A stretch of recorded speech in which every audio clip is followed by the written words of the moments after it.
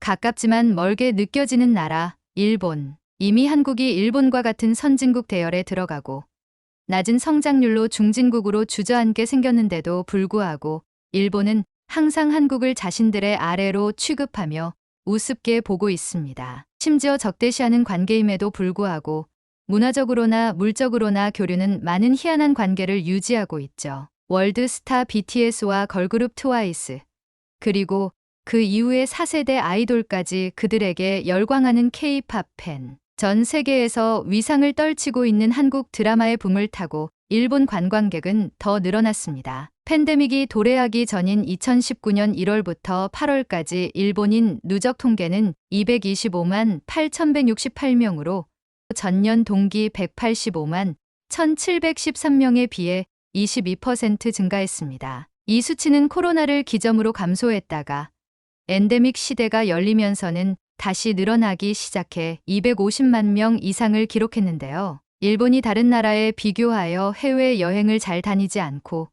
주로 내수 관광이 발달되어 있다는 점을 감안하면 굉장히 높은 수치라고 볼 수 있습니다. 한국인들 또한 가까운 일본으로 자주 해외여행을 다니는 편이지만 두 나라의 국민성은 꽤 차이가 나는데요. 한국인은 비교적 일본의 장단점을 그대로 인지하며 배울 것은 배우자는 반면 일본은 유독 현재의 한국을 부정하며 인터넷 커뮤니티와 SNS 상에서 과거 한국의 인프라나 가난을 주제로 하여 한국을 깎아내리는 글들이 가득합니다. 하지만 이들이 아무리 부정한다고 해서 한국이 못 사는 나라가 되는 건 아닙니다. 미국의 세계운송기기 전문 매체 잘롬닉이 세계에서 가장 좋은 지하철 시스템 순위를 매겼는데 이 순위에서 일본은 오랫동안 1인자의 자료를 지켜왔습니다. 그러나 일본 지하철을 밀어내고 1위를 차지한 나라가 있는데 바로 한국의 서울 메트로였습니다. 잘롬닉은 한국의 지하철에 대해 이렇게 평했습니다. 한국의 지하철은 깨끗하고 침착하며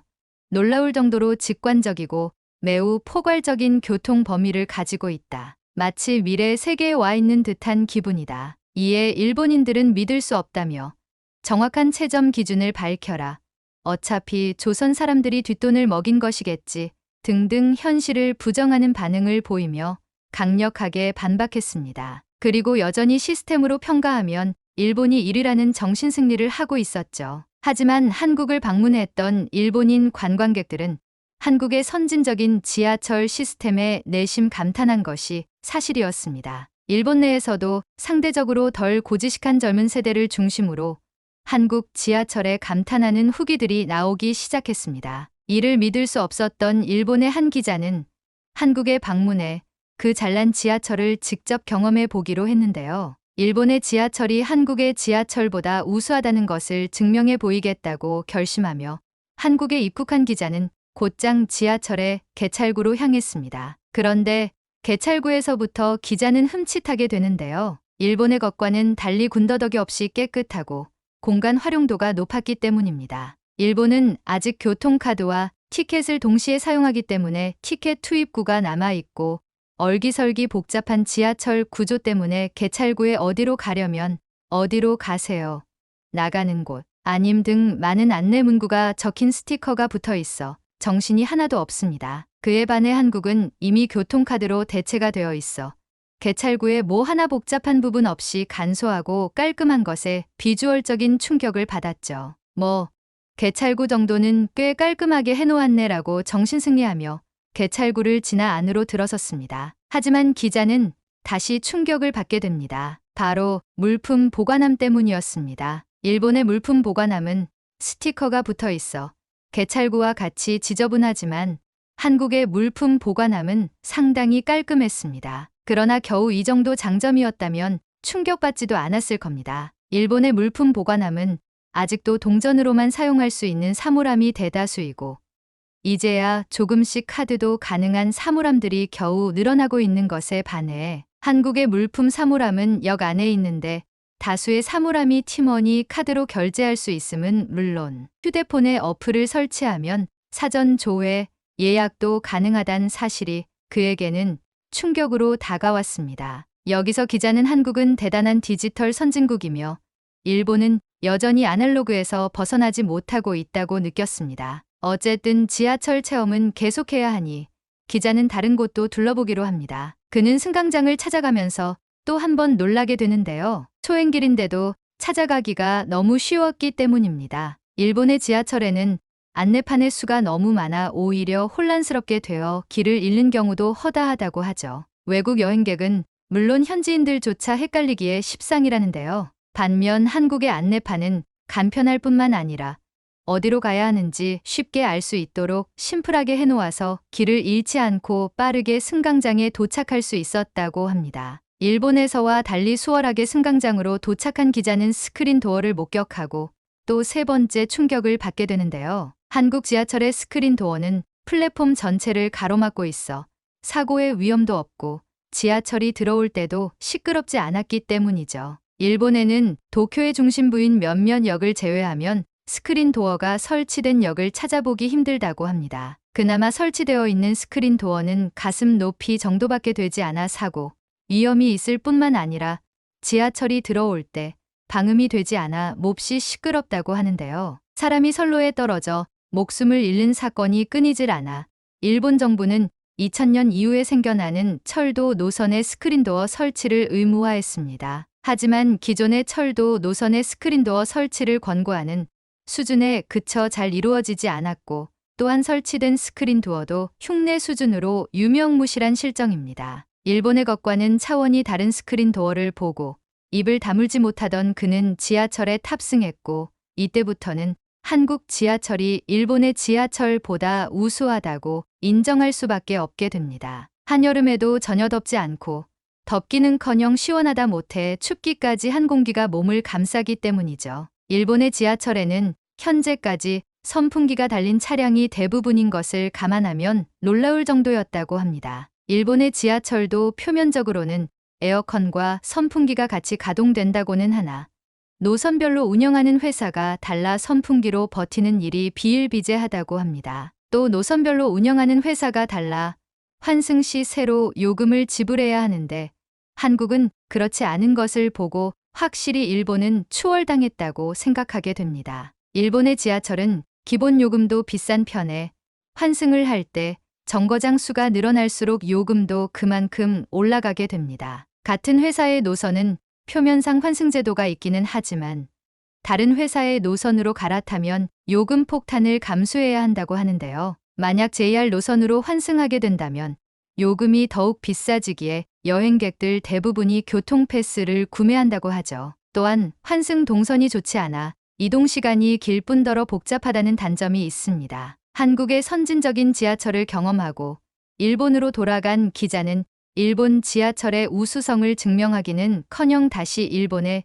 지하철을 타면서 한국의 지하철을 그리워하며 일본 지하철의 아날로그틱한 시스템에 불편함을 호소했다고 합니다. 일본인 유튜버 역시 교통카드 한 장으로 지하철과 버스를 이용할 수 있고 환승이 가능하다는 사실에 놀랐다고 말하기도 했는데요. 댓글란에도 한국이 훨씬 낫다고 하는 의견이 다수였습니다. 일본과 달리 티켓이 아닌 교통카드를 쓴다던가 운영회사가 달라도 추가적인 요금 없이 환승이 된다는 점, 스크린도어, 몇몇 거대 환승역을 제외하고는 환승 동선이 짧다는 점에서 서울의 지하철을 인정할 수밖에 없었다고 합니다. 일본의 한 누리꾼은 이거 아직 우리만 쓰는 거냐며 일본 지하철 시스템의 경악을 금치 못했다고 하는데요. 자신들이 얼마나 불편하고 비효율적으로 살고 있는지 몰랐다가 한국의 모습을 보고 나서야 얼마나 우물한 개구리 같았는지를 깨닫게 된다고 합니다. 이렇기 때문에 한국인들은 대부분 가난하다는 일본 커뮤니티의 글들을 보면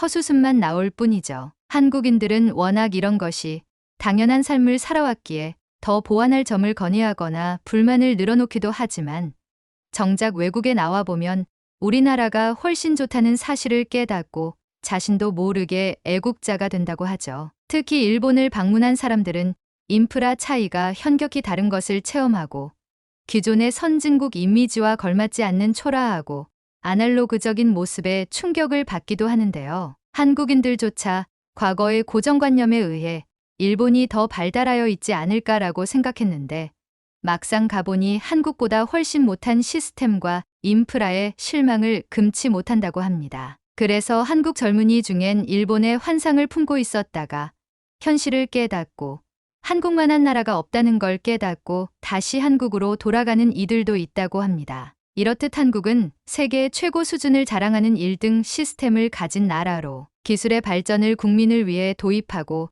생활 수준을 향상시켜 줍니다. 미관상으로도 일본을 앞설 뿐 아니라 시스템을 운용하는 기본적인 자세부터 다른 것이죠. 이 사실을 인정하고 받아들이는 일본인들이 있기는 하지만 과거의 영광에 빠져 낙후된 시스템을 가지고 있는 일본과 대비되는 한국의 뛰어남을 인정하지 않고 깎아내리는 일본인들이 훨씬 많다는 것이 문제입니다. 자신들의 시스템이 이제는 더 이상 주류가 아님에도 눈앞에 보이는 명백한 사실을 부정하며 현실을 본인 눈으로 목도하고도 침묵하고 있는 것입니다. 과거의 영광에 취해 있다고는 하지만 실상 그들의 부와 행복은 과거 조선이었던 시절과 현재 대한민국에서 비롯된 것입니다. 오늘날 일본은 위기가 올 때마다 정치인들이 한국을 입에 담고 국민은 기꺼이 그에 동조하여 한국을 비판합니다. 그렇게라도 해야 한숨 나오는 현실을 잊을 수 있기 때문입니다. 실제로도 현재 일본은